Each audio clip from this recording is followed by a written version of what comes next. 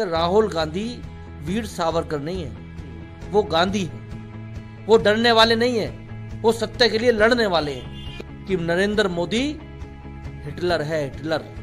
जो इसके खिलाफ बोलेगा, जो लोगों की आवाज उठाएगा, उसको ये उसकी संसद सदस्यता खत्म करेंगे, उसको जेल में डालेंगे, ईडी लगाएंगे, सीबीआई लगाएंगे, आईटी लगाएंगे। वो जो अनुराग ठाकुर है, ट्रोलर कंपनी का हेड, और स्मृति ईरानी और इनका गोवर पात्रा, संबित पात्रा, ये लोग किस किस दोयम दर्जे की भाषा का इस्तेमाल करते हैं? है क्या कि ये संस्कार दिखाते हैं। आरएसएस के कल्चर में, भारतीय जनता पार्टी के कल्चर में नंगापन है। भारतीय जनता पार्टी और आरएसएस के कल्चर में ओछापन है। भारतीय जनता पार्टी और आरएसएस और जो नरेंद्र मोदी जी के कल्चर में सड़क छापन है। नमस्कार, आदाब। मैं साजिद मलिक हूं, आप समाचार वाले देख रहे हैं। अडानी को लेकर के जिस तरह से मोदी सरकार को लगातार राहुल गांधी घेरते हुए नजर आ रहे हैं, अभी हमने देखा था कि एक दिन पहले राहुल गांधी को 2 साल की सज़ा सुना दी गई थी और ये इनको 1 महीने का टाइम भी दिया गया था कि वो अपनी जो जिस सज़ा को लेकर उनके ऊपर इल्ज़ाम लगा था उसको लेकर के हाई कोर्ट या कुछ सुप्रीम कोर्ट जा सकते हैं। लेकिन आज राहुल गांधी की संसद से सदस्यता भी खत्म कर दी गई है। सरकार जिस तरीके से राहुल गांधी के ऊपर लगातार जितनी तेज़ी से कार्रवाई कर रही है, उसको देख के लगता है कि कहीं ना कहीं सरकार का पहलू राहुल गांधी जिस तरीके से उनको घेर रहे हैं उसको लेकर के वो उनसे घबरा रहे हैं। हमारे साथ में यूथ कांग्रेस के जिला अध्यक्ष जियाउर रहमान साहब मौजूद हैं, जो बुलंदशहर से जिला अध्यक्ष हैं। उनसे पूछेंगे कि राहुल गांधी की जो सदस्यता आज खत्म कर दी गई है उसको लेकर के यूथ कांग्रेस के लोग क्या बोलते हैं, जिला अध्यक्ष साहब क्या बोलते हैं, उनसे बात करेंगे। जिया साहब, जिस तरह से राहुल गांधी की अभी कुछ देर पहले हमारे पास खबर आई कि राहुल गांधी की संसद से सदस्यता खत्म कर दी गई है, उसको लेकर के आपका क्या कहना है? देखिए, भारतीय लोकतंत्र में आज काला दिन है। भारत में डेमोक्रेसी है, लेकिन आज डेमोक्रेसी को ओम शांति के माध्यम से इन्होंने आज ख़त्म कर दिया है। राहुल गांधी जी ने लंदन में क्या कहा था? यही तो कहा था कि भारत के लोकतंत्र पर काले बादल मंडरा रहे हैं, और आज उसकी तस्दीक हो गई। आज ये साबित हो गया। जिस तरह से इन्होंने आनन फानन में सदस्यता ख़त्म किया, ये क्या दिखाता है? ये दिखाता है कि भारत के लोगों की आवाज़ मत उठाइए। आप अडानी के ऊपर बात मत करिए, आप नीरव मोदी के ऊपर बात मत करिए, आप मेहुल चोकसी के ऊपर बात मत करिए, आप ललित मोदी के ऊपर बात मत करिए। राहुल गांधी जी ने क्या गलत कहा था? राहुल गांधी जी ने कहा था, वही मैं कह रहा हूं कि सारे लुटेरों के ऊपर मोदी क्यों लगा है। ललित मोदी हजारों करोड़ रुपए लेके भाग गया, नीरव मोदी हजारों करोड़ रुपए लेके भाग गया, और भारत के जो प्रधानमंत्री हैं नरेंद्र मोदी जी, वो क्यों अडानी को बचाने का काम कर रहे हैं? भाई, अडानी में ऐसी क्या चीज़ है? आखिर अडानी ना हो गया, भारत के लोगों से ज़्यादा हो गया। भारत के गरीब ने, मजदूर ने, और जो गांव का जो किसान है, उसने मोदी जी को वोट दिया कि अच्छे दिन आएंगे, भ्रष्टाचार खत्म होगा, काला धन वापस आएगा, महंगाई खत्म होगी। लेकिन मोदी जी अब किसको बचाने का काम कर रहे हैं? अडानी को। अडानी से ऐसा रिश्ता क्या है? राहुल गांधी यही तो पूछ रहे हैं, चाहे भारत में पूछ रहे हैं या लंदन में पूछ रहे हैं। भाई, भारत के जितने भी पार्टियाँ हैं विपक्षी, सबकी मांग है कि जेपीसी बनाई जाए। मोदी जी जेपीसी बनाने की बजाय राहुल गांधी जी की सदस्यता खत्म करना है। लेकिन वो ये भूल रहे हैं कि राहुल गांधी वीर सावरकर नहीं है, वो गांधी है। वो डरने वाले नहीं है, वो सत्य के लिए लड़ने वाले हैं। 1000 संसद की सदस्यता आप हटा दीजिए, क्या भारत के लोगों की आवाज़ को आप खत्म कर दोगे? क्या उनकी जुबान काट लोगे? राहुल गांधी जी की जुबान को छीन लोगे? राहुल गांधी जी लोगों के दिल में बसते हैं।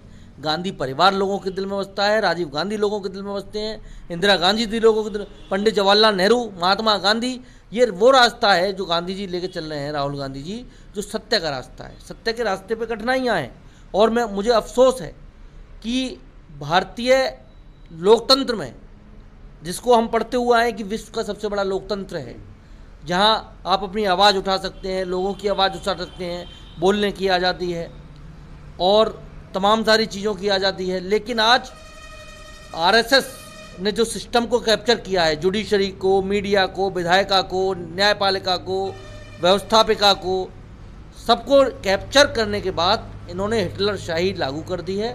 मैं ये कहता हूँ कि राहुल गांधी जी की सदस्यता से भारतीय जनता पार्टी ने अपने ताबूत में कील ठोक ली है। 2024 के इलेक्शन में आप देखना, गांव का जो किसान है, नौजवान है, गरीब है, मजदूर है, पिछड़ा है, दलित है, अल्पसंख्यक है, वो देख रहे हैं कि नरेंद्र मोदी हिटलर है, हिटलर। जो इसके खिलाफ बोलेगा, जो लोगों की आवाज़ उठाएगा, उसको ये उसकी संसद सदस्यता खत्म करेंगे, उसको जेल में डालेंगे, ईडी लगाएंगे, सीबीआई लगाएंगे, आईटी लगाएंगे। लेकिन मोदी जी याद रखिए, जो पवन खेड़ा जी ने कहा था वही मैं कह रहा हूँ कि आप इस देश के लोकतंत्र के किराएदार हैं, मालिक नहीं हैं। आपको जाना पड़ेगा। 2024 आने वाला है अगले साल, और मैं समझता हूँ कि राहुल गांधी जी के साथ लोग हैं, जन हैं, पूरा देश विरोध कर रहा है। मैं कह रहा हूँ कि आरएसएस के जो अपने उनके लोग हैं, भारतीय जनता पार्टी के जो उनके लोग हैं, वो भी विरोध कर रहे हैं। मुझे फ़ोन करके कह रहे हैं कि भाई अब तो बहुत अति हो रही है। तो ये सब भावनाएं हैं जो राहुल गांधी जी के साथ हैं, और मैं निश्चित रूप से ये कहता हूँ कि राहुल गांधी जी अकेले नहीं हैं।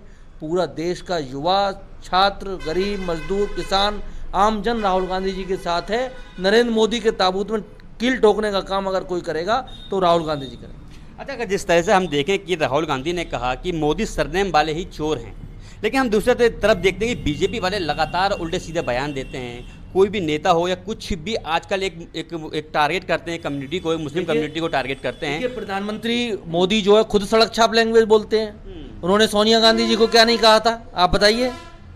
उन्होंने गांधी परिवार को क्या नहीं कहा। उन्होंने अभी जो रेणुका चौधरी जी है उनको सुपर कहाँ कहा था भाई। ये और वो जो अनुराग ठाकुर है ट्रोलर कंपनी का हेड, और स्मृति ईरानी, और इनका गोवर पात्रा, संबित पात्रा, ये लोग किस किस दोयम दर्जे की भाषा का इस्तेमाल करते हैं। है क्या कि ये संस्कार दिखाते हैं। आरएसएस के कल्चर में, भारतीय जनता पार्टी के कल्चर में नंगापन है। भारतीय जनता पार्टी और आरएसएस के कल्चर में ओछापन है।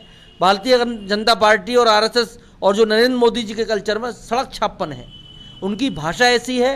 लेकिन राहुल गांधी जी क्या कह रहे हैं भाई, 1000 करोड़, 2000 करोड़, 20,000 करोड़, आखिर ललित मोदी लेके क्यों भागेगा? आखिर मेहुल चौकसी लेके क्यों भागेगा? नीरव मोदी लेकर के क्यों भागेगा? भाई ये तो बताओ कि आखिर क्यों लेके भागेगा। अब ये कह रहे हैं कि सब ओबीसी का अपमान है। भाई मुझे तो नहीं लगता कि ओबीसी का कोई आदमी जो है, जो देश के रुपए हजारों करोड़ लेकर के भाग रहा है, आम जनता के रुपए लेकर के भाग रहा है, उसके अपमान से अपने आप को जोड़ेंगे। भाई हकीकत बात ये है, ये मुद्दों से डाइवर्ट करते हैं। अडानी को बचाने का खेल है पूरा। और अडानी के जो रिश्ते हैं नरेंद्र मोदी जी से, इनको पता है कि अगर जेपीसी बना देंगे तो अडानी इनके ऊपर से आशीर्वाद खत्म कर लेगा, इनकी सरकार गिर जाएगी। हकीकत बात यह है कि अडानी के बचाने की आड़ में ये अपने काले कारनामों को, काले एजेंडों को जो है बचा रहे हैं। मैं निश्चित रूप से आज फिर आपके चैनल के माध्यम से कहता हूँ, ये देश सब कुछ देख रहा है। जब जनता पार्टी की सरकार आई थी 1977 में, तो उन्होंने इंदिरा गांधी जी की संसद सदस्यता खत्म कर दी थी, लेकिन उनको बैक होना पड़ा क्योंकि लोग इंदिरा गांधी जी के साथ थे। आज राहुल गांधी जी इस देश की आवाज़ है, इस देश के दिलों में बसने वाला नाम है। अगर पूरे देश के अंदर कोई अगर मोदी को मोदी कहने वाला है तो राहुल गांधी है। अगर हम एक बात आपसे कहें कि जिस तरह आपने कहा कि इंदिरा गांधी को जिस सदस्यता खत्म की थी वापस हुआ था, तो क्या अभी 1 महीने का टाइम कोर्ट ने उनको दिया कि 1 महीने का टाइम उनके पास है, तो क्या वापस से संसद में वापस राहुल गांधी जाएंगे? देखिए बिल्कुल, मैं ये कह रहा हूँ कि हमें अभी न्यायपालिका पर भरोसा है। हमें अभी अपील का रिवीजन का टाइम मिला है। हाई कोर्ट जाएंगे, सुप्रीम कोर्ट जाएंगे, लेकिन इन सब के बावजूद अभी समय था। मोदी सरकार चाहती तो न्यायपालिका पर विश्वास कर सकती थी, लेकिन वो न्यायपालिका को ब्लैकमेलिंग करने की कोशिश कर रही है, उसको दबाने का खुद ही प्रयास कर रही है। वह मीडिया पे कैप्चर हो गया, न्यायपालिका के खिलाफ डेली बयानबाजी करते हैं। तो मोदी सरकार ने जो ये सदस्यता खत्म की है, ये एक हड़बड़ाहट है।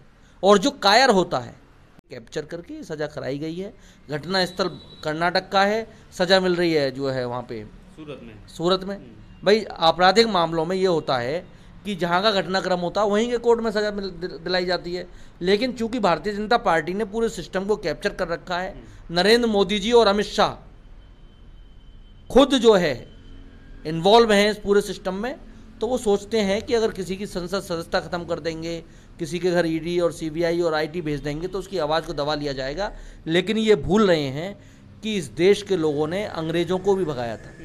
इस देश के लोगों ने अंग्रेज़ों के खिलाफ लंबी लड़ाई लड़ी, खूनी लड़ाई लड़ी, अपनी जान दी, शहादतें दी, लेकिन उनको भगा के दम लिया था।